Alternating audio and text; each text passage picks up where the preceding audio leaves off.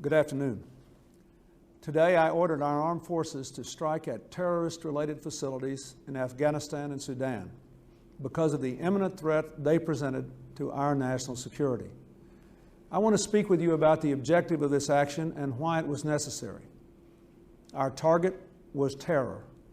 Our mission was clear: to strike at the network of radical groups affiliated with and funded by Osama Bin Laden, perhaps the preeminent organizer and financier of international terrorism in the world today. The groups associated with him come from diverse places but share a hatred for democracy, a fanatical glorification of violence, and a horrible distortion of their religion to justify the murder of innocents. They have made the United States their adversary precisely because of what we stand for and what we stand against. A few months ago, and again this week, Bin Laden publicly vowed to wage a terrorist war against America, saying, and I quote, "We do not differentiate between those dressed in military uniforms and civilians. They're all targets. Their mission is murder, and their history is bloody." In recent years, they killed American, Belgian, and Pakistani peacekeepers in Somalia. They plotted to assassinate the President of Egypt and the Pope. They planned to bomb 6 United States 747s over the Pacific. They bombed the Egyptian embassy in Pakistan. They gunned down German tourists in Egypt. The most recent terrorist events are fresh in our memory. 2 weeks ago, 12 Americans and nearly 300 Kenyans and Tanzanians lost their lives, and another 5,000 were wounded when our embassies in Nairobi and Dar es Salaam were bombed.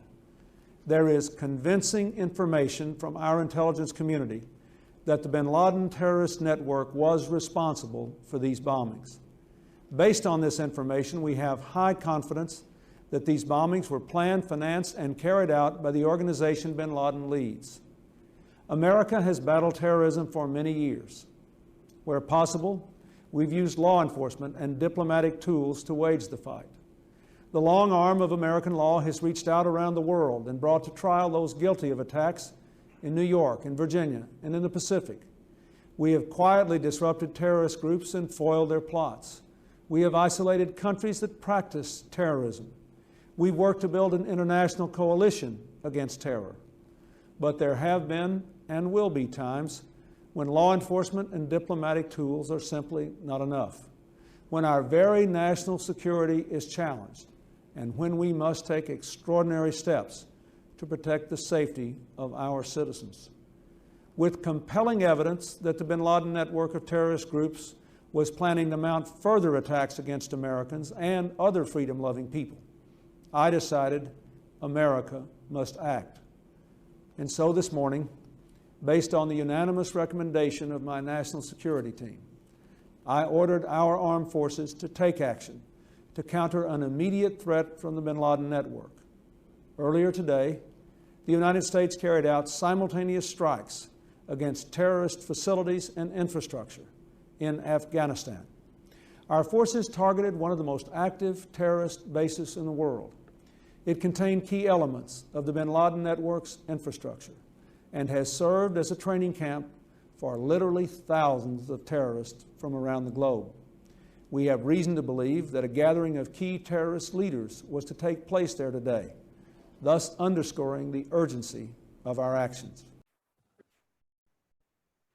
Autumn 1992, Jamal al-Fadl, an Al Qaeda financial agent, is sent from Bin Laden's headquarters in Sudan to Zagreb, Croatia, to gather information about the Bosnian War and the prospects of buying businesses in Croatia for Al Qaeda.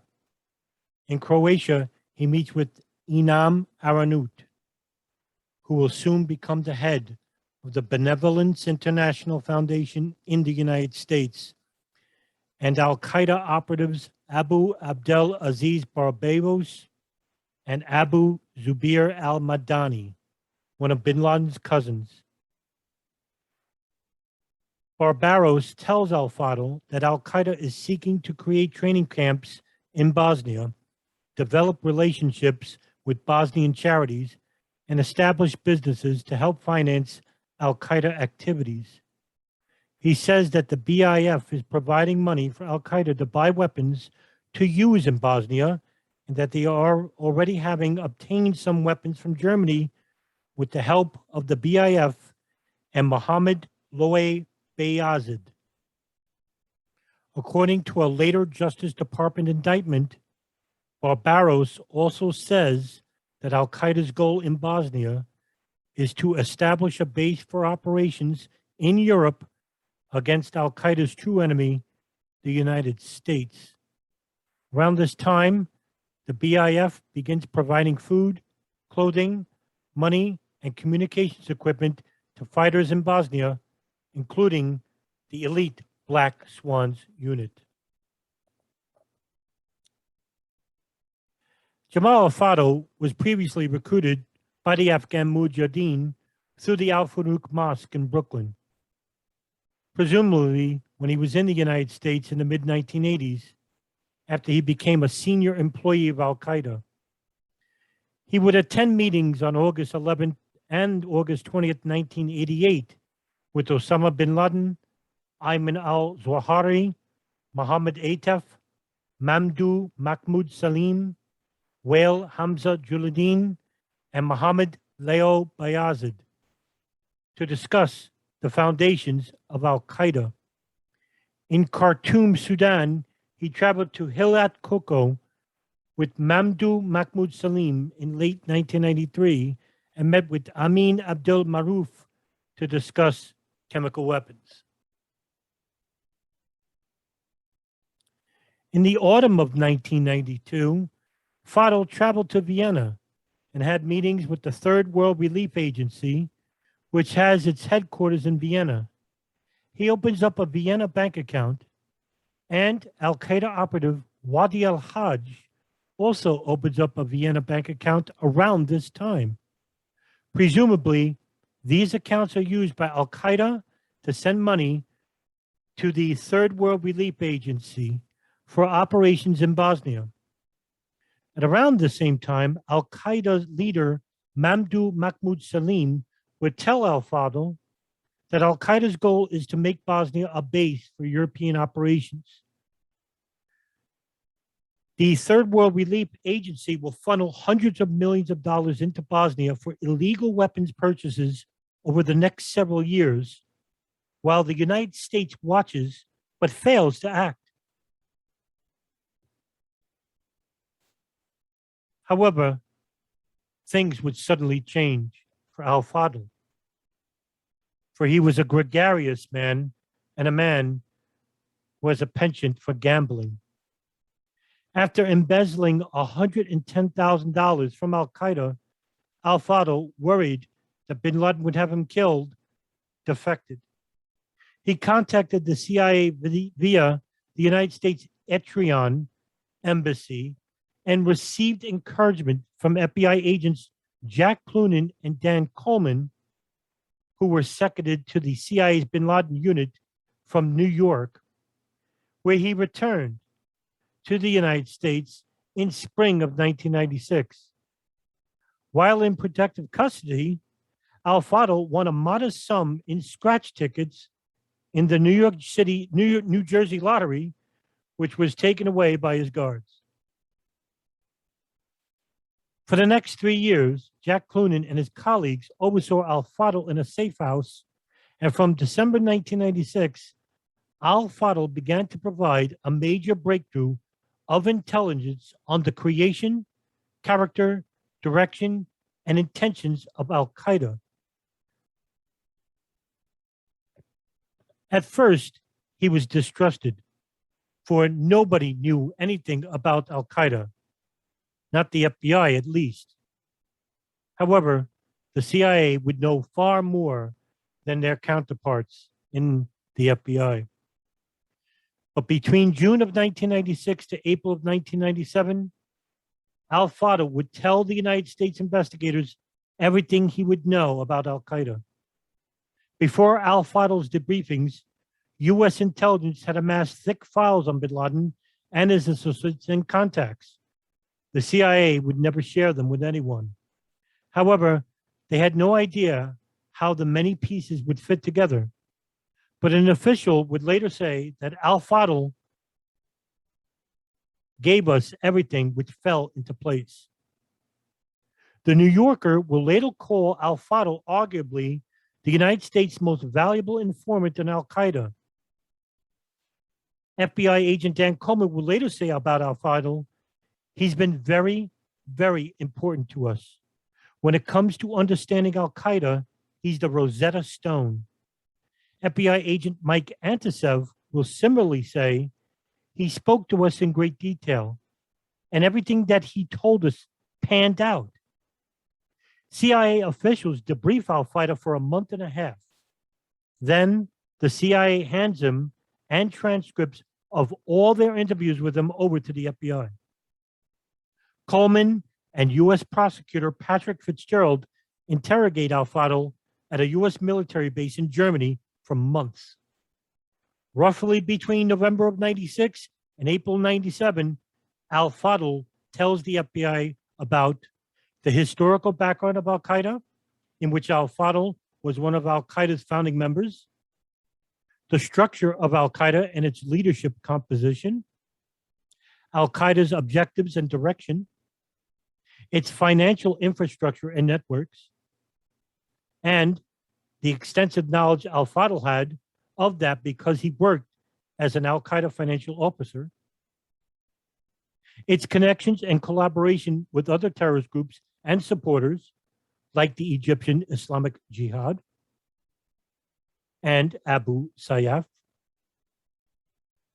its activities against U.S. soldiers in Somalia, its activities in Bosnia, the Al-Khifa Refugee Center, and Bin Laden's efforts to acquire weapons of mass destruction, in which al-Fadl was personally involved in an effort to buy uranium for Al Qaeda in late 1993. And lastly, Bin Laden's plans to attack either inside the United States or U.S. embassies. Al-Fadl continues to help U.S. intelligence until current day. For instance, in 2000, he will help U.S. officials capture his brother-in-law, Mohammed Suleiman al-Nalif, who is said to be close to Ayman al-Zawahiri. Al-Nalif will eventually be sentenced to 10 years in prison in the United States. Al-Fadl will have no knowledge of the 9/11 plot, but he will continue to identify captured Al-Qaeda operatives after 9/11. Interestingly, Al-Fadl will later claim that he worked with the Sudanese intelligence agency with the direct approval of Bin Laden. Al-Fadl will later reveal in early 2001 court testimony that in the early 1990s, Bin Laden grew concerned about the perception of religious legitimacy of Al Qaeda action. In 1992 and 1993, Bin Laden formed a fatwa committee made up of Al Qaeda's more religious leaders to provide a fatwa for Al Qaeda's methods. A fatwa is a religious sanction. The committee issues a secret fatwa following Al Qaeda to work to evict the U.S. military from the Arabian Peninsula. Al-Fadl claims that one of the key members of this fatwa committee is Abu Qatada.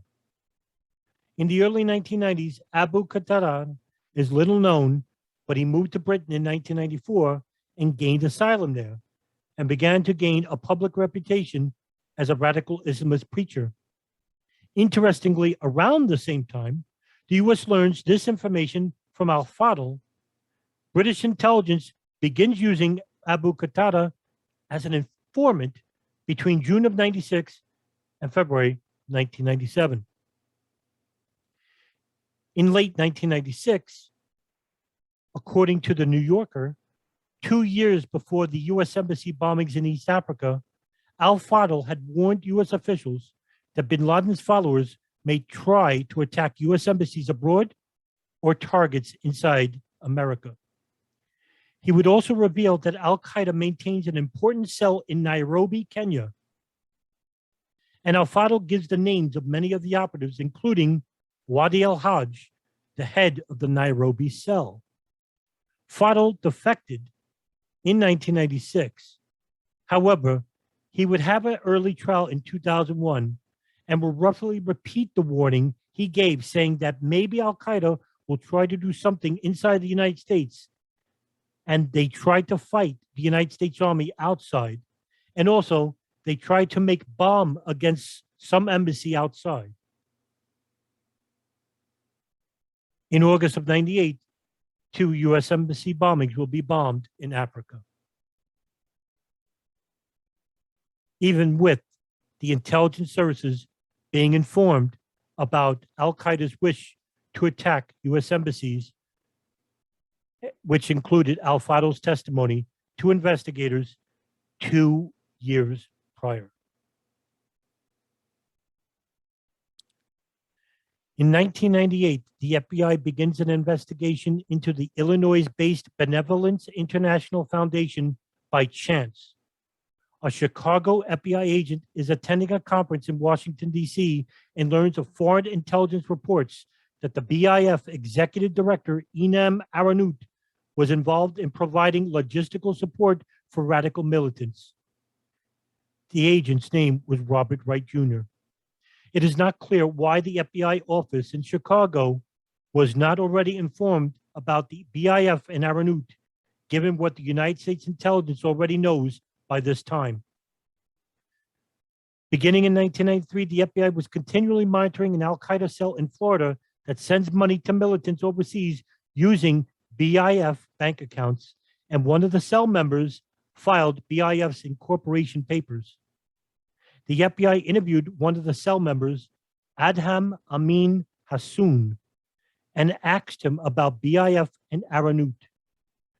BIF founder Adel Baderjee was listed on the incorporation papers. It is also reported in The Guardian, a British newspaper tabloid, and other newspapers in 1993 that the BIF was shut down in Saudi Arabia when closing a charity was a highly unusual move for that country. The Guardian also says that BIF founder Baderjee was a known political activist and had been detained. Media reports also link him to assisting Saudi fighters in the Bosnian War. In 1994, Mohammed Lau Bayazid, president of the BIF at the time, was arrested in the United States with Mohammed Jamal Khalifa, Bin Laden's brother-in-law, and another of Bin Laden's brothers. Khalifa was quickly linked to the Bosnia-Bojinka plot and many other Al-Qaeda ties and plots, including Bosnia and the Philippines. Yet all three were let go, and Bayad continued to work at BIF until 1998. Bayazid was one of Al-Qaeda's founding members. In early 1996, a secret CIA report suggested that Aranout was involved in the kidnapping and murder of a small group of Western tourists in Kashmir, including Americans. The report also links BIF to other military charity fronts and extremists, including the commander of a training camp in Afghanistan.